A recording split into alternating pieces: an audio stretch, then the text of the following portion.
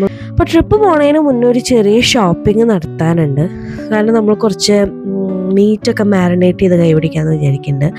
കാരണം നമ്മൾ പിന്നെ അവിടെ പോയിട്ട് സ്റ്റേക്കേഷന് ചെന്ന് നമ്മൾ അവിടെ നിന്ന് മാരിനേറ്റ് ചെയ്ത് പിന്നെ ഗ്രില്ല് ചെയ്ത് കഴിച്ചൊക്കെ വരുമ്പോഴത്തേനും കുറേ സമയം അങ്ങനെ പോകും.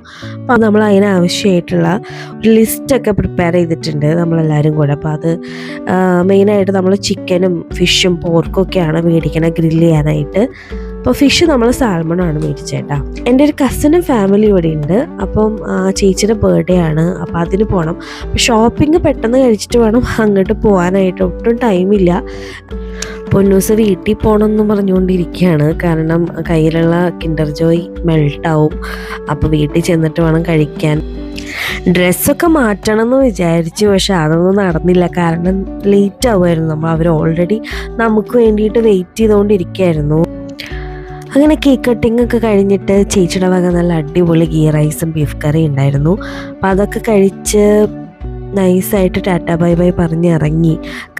അങ്ങനെ നമ്മൾ വീട്ടിലെത്തുമ്പോഴത്തേനും എൻ്റെ ഫ്രണ്ട് ഡിംപിൾ വന്നിട്ടുണ്ടായിരുന്നു. അപ്പോൾ നമ്മളെല്ലാവരും കൂടിയിട്ടാണ് ട്രിപ്പ് പോണേ. അപ്പോൾ നമ്മൾ മാരിനേഷനൊക്കെ ചെയ്തു. മാരിനേഷനൊക്കെ കഴിഞ്ഞ് വന്നപ്പോഴത്തേനും ചെറിയ പനിയും കാര്യങ്ങളൊക്കെ തുടങ്ങി.